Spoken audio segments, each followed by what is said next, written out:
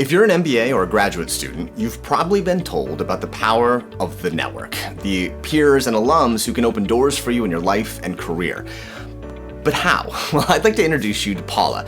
She's a former MBA student of mine who harnessed the power of super mentors to turn her post-MBA career into a rocket ship. Literally, Paula today is the director of autonomous vehicles for Navistar, one of the world's largest commercial vehicle companies, an incredible rise in less than 4 years post-MBA. Well, how did she do it? Well, she leveraged the power of a project and super mentors to unlock that path. Now, when I met Paula, she was a student of mine, bright, ambitious, all the things you'd want from an MBA student. She wanted to work in venture capital. It's one of the most challenging fields to break into, as many of you know. Very few roles, and most VC associates are hired from top schools in the Bay Area or Boston. Now, Paula had a solid track record. She was an engineer and worked in several industrial-related jobs in Europe. But I knew how competitive the world of venture capital is. For my firm, Next Gen Venture Partners, we had 1,000 people apply for a single associate role. And yet Paula was able to secure not only one, but 2 venture capital roles post her MBA. So what's the secret of hacking the conference? Is it you sort of wait until the end and then just and you come up to talk and to them? Do you lead with, hey, I'm writing a book? I said I'm a student at Georgetown, I'm a graduate student. I'm writing a book for a class on autonomous vehicles. Cool. And I'm doing some interviews for my research, early stage, and I'd like to have some. Oh, that's cool.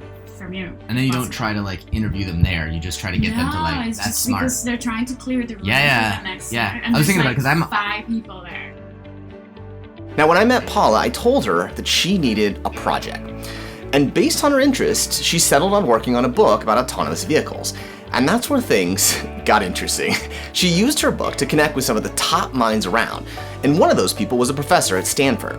Now, he was so impressed with her work on the book that he invited her to an exclusive innovation meeting in SF. It was there, in a room full of dozens of VCs, that he said, "I've seen Paula's early work on this book. One of you venture capitalists would be lucky to hire her." Now, he recommended her over all the other students he taught at Stanford. He recommended her because he'd seen her early work on a project, a book she'd go on to publish in 2018, a book that wasn't even written yet. Now, that led to a role at a moonshot company, Hemi Ventures, leading the mobility practice before landing her dream job as the head of autonomous vehicles at a 10,000-person automotive company, Navistar. Now, leveraging super mentors isn't just about access to a great network. It's about a unique approach to activating people to open doors. And as Paula learned, it's the simplest way to take control of your career. You can read more stories like Paula's in Super Mentors, where you'll learn how to identify your project that attracts super mentors, then how to aim high, ask small, and do it again and again until it works. Remember, it's not just about access to the network.